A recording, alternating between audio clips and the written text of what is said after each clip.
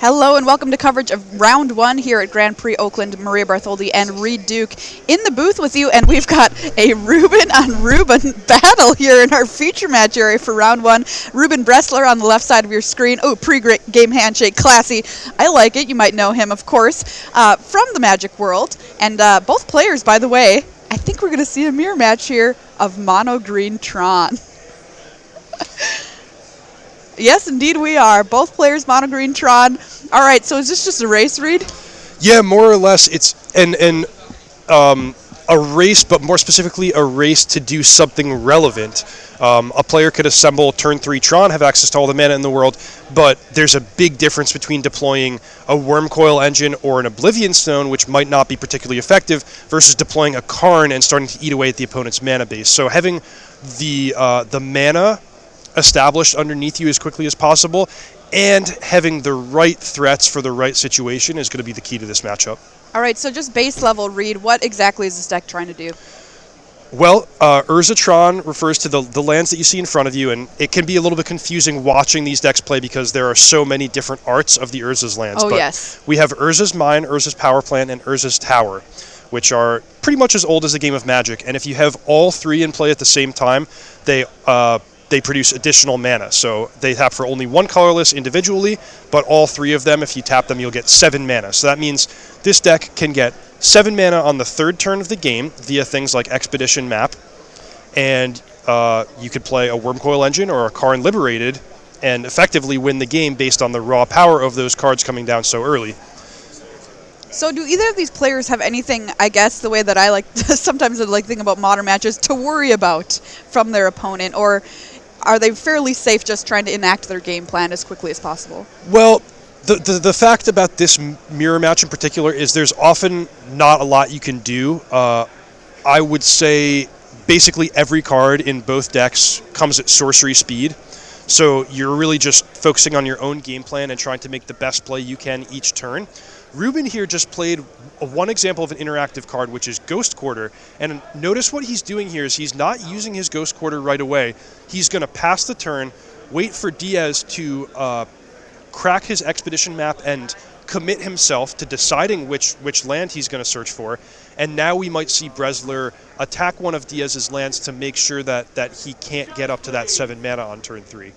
That's clutch. Ghost Quarter a lot of times is a one-of in these Mono Green Tron lists as well.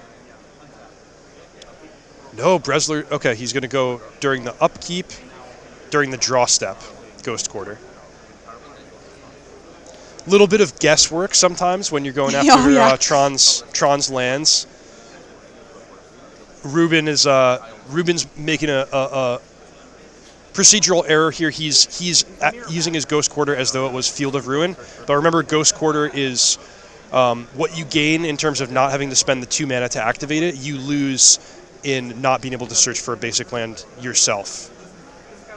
And here it looks like they're just going to do, sort of a kitchen table fix here of no harm, no foul. The deck was random anyway. Let's shuffle up. Yeah, I mean that's a fine solution to this. Yeah. Always like good practice to get a judge involved anytime something weird happens. But the game is going to be played fairly from here on in. All right, land number 3 here for Diaz. Of course, kept off Tron there from that Ghost Quarter activation from Bressler. Going to draw a card there off the sphere. How about another one? And one of the cool things about the 8 spheres in this Tron deck, Chromatic Spheres and Chromatic Stars, is that you can produce colored mana and cast your colored spells without ever having to commit a land drop to a non-Urza's land. So this allows you to play your setup spells like Ancient Stirrings and Sylvan Scrying while still maintaining the possibility of achieving turn 3 Tron. All right, so we have Tron online now for Bressler. And I see some pretty good ones in his hand, including an Ulamog. Yeah, so Ulamog, that's an example of the right type of threat for this matchup. Probably the best card is Karn Liberated because it's affordable, and once you get it down, you can ensure that your opponent will never catch up by simply exiling their lands. But second to Karn, Ulamog is going to be the drop the hammer type of card in this matchup, where if Bresler can play another Urza's Tower on his next turn, which taps for 3 colorless mana, he'll be up to 10 already with just 4 lands in play. All right, so Ancient Stirrings here is going to go ahead and find that Karn Liberated that you just mentioned as being #1 card that you want to see at this point of the game. But Ruben has already spent some mana, so he doesn't have access to the full 7 this turn, and we're gonna have to hold our breath and see if Diaz can produce his Urza's Power Plant and a Karn Liberated, because if he can potentially keep Bresler off of ever casting one of those Haymaker cards. All right, so we're just going to be settling here for some cantrips. There's a look at Karn Liberated on your screen. Ooh, the nice box topper version. I love the borderless cards. Yeah, I actually haven't seen that before. That's pretty cool. And Bresler here just playing out that Chromatic Star, stuff like that from his hand. Sylvan Scrying. A little bit of insurance. I've had trouble following the mana that Bresler has had floating this turn. Yeah, it's important, which we don't have the benefit of, but it's important when you play Tournament Magic with a deck like Tron that you announce your floating mana with each action. Ooh, there's the power plant for Diaz. That's my favorite power plant art, by the way. Just a little bug. Yeah. Like being electrocuted, is that where the power is coming from? I don't understand you, Urza. But then again, I don't think anybody does. Oh, 7 mana. All right, here we go. That's an exciting number. Boom. Karn Liberated of his own for Diaz here.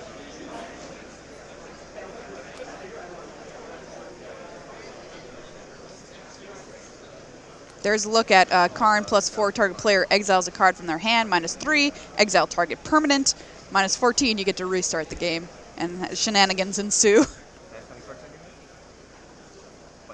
So it looks like a -3 here. We're going to take out one of Bresler's lands.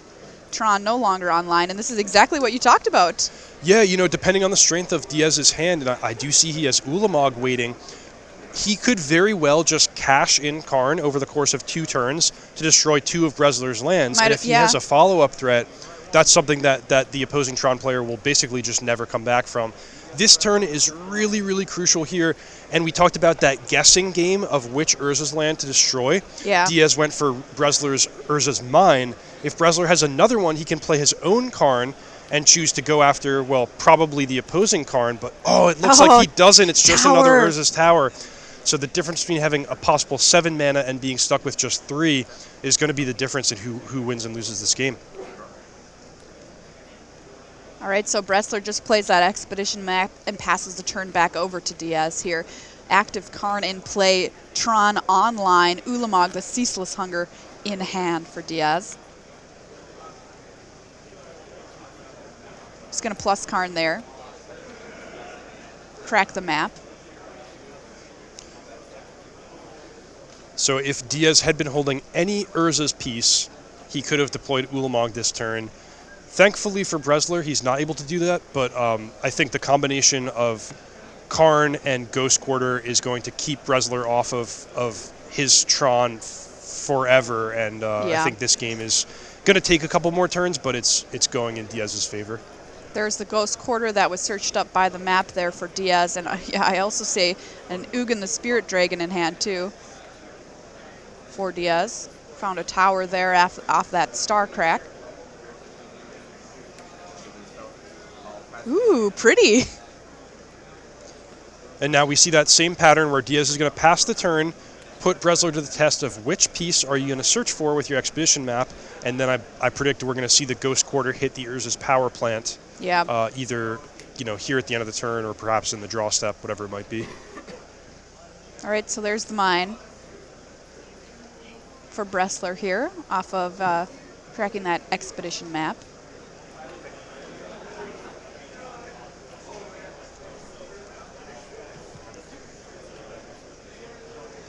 Back over to Bresler now.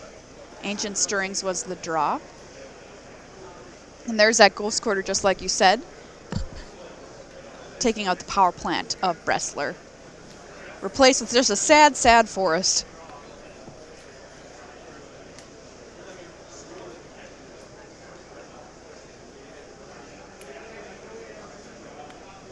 But not giving up yet. Ancient Stirrings here for Bressler. Taking a look at the top 5.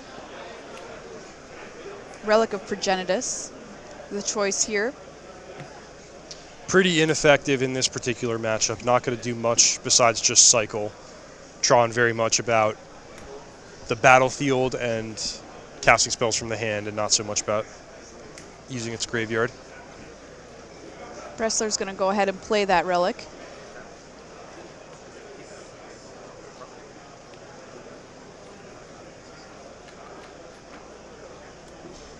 Back over to Diaz here, who's just going to slam something huge, and indeed, Ulamog, the Ceaseless Hunger, hits the table, and that is enough for Ruben Bressler, who scoops him up here. Game number 1 goes to Ruben Diaz here in this Ruben Tron mirror in round 1 of Grand Prix Oakland. And there, it was pretty interesting to see because it looked like Ruben Bressler kind of had the upper hand there going into that match, but one turn was key. Diaz had the Tron land in hand and was able to turn the game around. Yeah, this is really just about who can get ahead on mana, and the combination of achieving Tron earlier and having Karn to keep the opponent off of Tron. That's sort of the recipe that you're looking for in your best hands. The die roll matters a lot, and it was Bressler that had the play advantage in the first game, but he didn't really have the right configuration of cards. Had to wait a turn, crucially, on finding his Karn via Ancient Stirrings instead of just deploying it right away on 7 mana, and that was the difference in the game. Ruben Bressler, the host of the Magic Mike's podcast. A lot of people know him from there. He's also the Dungeon Master of the Broken Pact Ravnica D&D campaign on Twitch, which is really cool stuff to see that crossover, Ravnica coming over into Dungeons & Dragons. I think is really neat. Longtime community contributor. And Ruben Diaz is from California.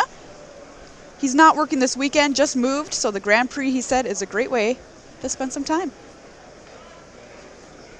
Awesome stuff there. And you know what's really fun is sometimes in Modern, playing a mirror is definitely not where you want to be in a lot of cases, but something I do like about it is talking to your opponent about your deck choice, because you obviously have something in common, bringing the same deck from hundreds of options in Modern to the tournament. You can talk about, with choices of cards, foiling out your deck, talking about the decisions you've made as far as what's in your main deck. I don't know. I think it's kind of cool. Yeah, that's true. There's definitely a bit of a bond between players that have known and loved the same Modern deck for a long period of time, that you don't really get that so much in Standard or Limited, because things change so much. Instead of people really committing themselves to one particular deck like they do in Modern, you sort of got to pick something new every 6 months or every year in Standard. Okay, so players here heading to their sideboards for game number 2. Ruben Diaz up a game. What can Tron do post-board in the mirror read? There's going to be a lot of changes during sideboarding, but it's still, the main game plan remains the same. The best cards that we saw in game 1 are still going to be the best cards after sideboard. So assembling your mana, having Karn or Ulamog to disrupt the opposing mana, these are still the best things you can do. But what the sideboard is going to do is replace some of the weaker cards. Like we talked about Relic of Progenitus, we talked about Wormcoil Engine being relatively ineffective against what these what the opponent is doing. So those cards getting swapped for things like Thought-Knot Seer, that's a pretty important marginal upgrade. A card that does basically nothing to disrupt your opponent from getting up to Ulamog mana, versus something that can strip away a key piece from the opponent's hand and maybe get in some cheaper disruption if you are fighting over the mana bases. That can be important. Thought-Knot Seer, a card to look for in these post-board games. Nature's Claim as well. Being able to tag an expedition map at the key moment can sometimes swing a game, even though it's not a card that I would think of as being like a backbreaker. It's something that could be useful. A look at our players once again in the feature match area. If you're new to Modern, Tron, I like to say, is a really good deck and a really good entry to the format. Though you can of course still play it after you're very experienced. It's a fun deck, but it's got a linear game plan. You know what you're doing from turn 1, and you just go for it. Yeah, there's there are very few decks in Modern that are easy to play. The format's very complicated. The cards themselves are very complicated. And we could see even in that pretty straightforward Game 1 of the Tron Mirror, there were a lot of decisions in terms of what cards to search for, what to choose off your Ancient Stirrings, how to sequence your land drops. But the good thing about Tron is it's a deck that's challenging in how to play your own cards. You can just sort of untap for your third turn, take your time, survey your hand, and then sequence and choose the spells and lands that you think are best for that turn. And it's not so much about having to know the ins and outs of everything your opponent might throw at you as playing a deck like Blue-White Control would involve. So Tron, very challenging, engaging deck to play, but it's more about your own cards than about the intricacies of every single different matchup. Yeah, which is an interesting point too. A lot of people were talking about an article from Channel Fireball, which is the most difficult deck to play in Modern.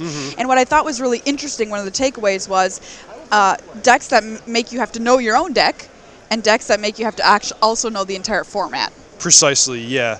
And in my opinion, it's easy to say Krark Clan Ironworks is the most challenging deck because it's the most complicated deck. You make the most decisions in a game with just going from the beginning to the end of comboing off and winning the game.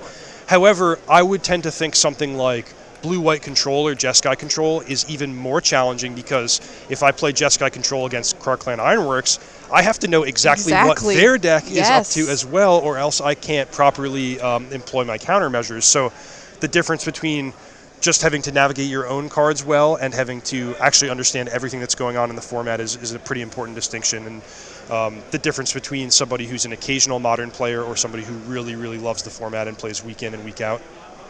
And knowing almost every deck in Modern is no small feat. So many different decks in the format, and decks have the tendency to change week to week as well as to exactly what cards they're playing in their main deck. They might tweak one or two here or there.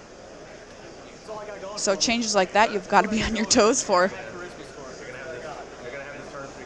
Players here shuffling up for game number 2. Ruben Diaz currently up a game here in our mono green Tron mirror, drawing our opening hands.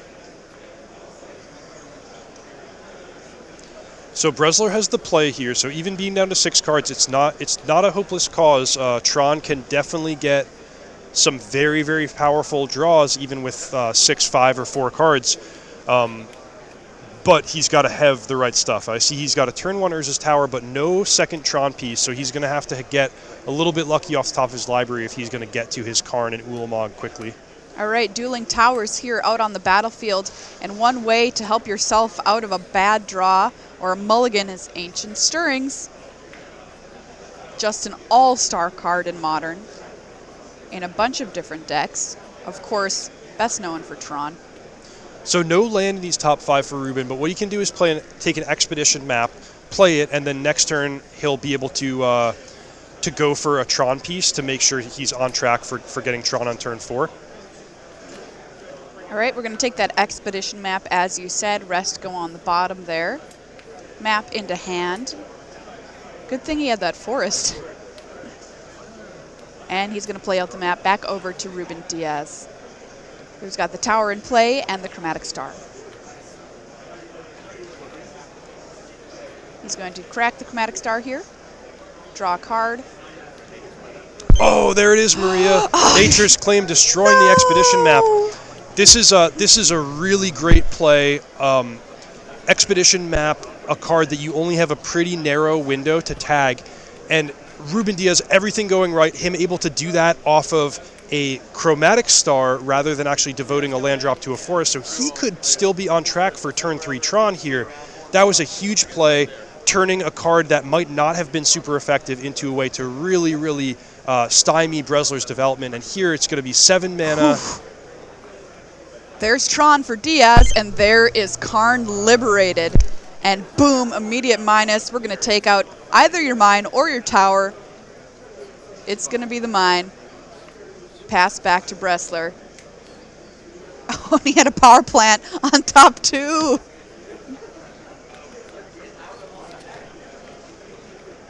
Wow, sick draws here from Diaz.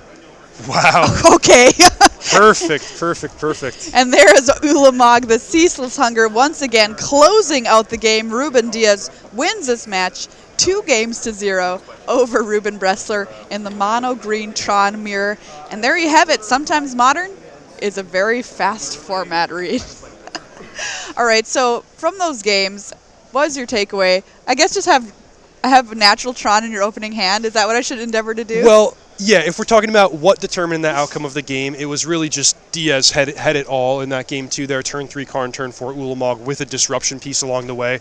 But the key moment that I really want to talk about is that Nature's Claim tagging the expedition map. And one of the really, really important ways to get an edge in Modern and in Magic in general is when you can turn a card that's normally not one of your most effective ones in the matchup into something powerful. So that means, Diaz probably went to his sideboard, replaced something really, really ineffectual in the matchup, say Oblivion Stone, Relic of Progenitus, with that Nature's Claim, and using Nature's Claim to destroy the expedition map after a mulligan when Bressler was struggling to assemble Tron.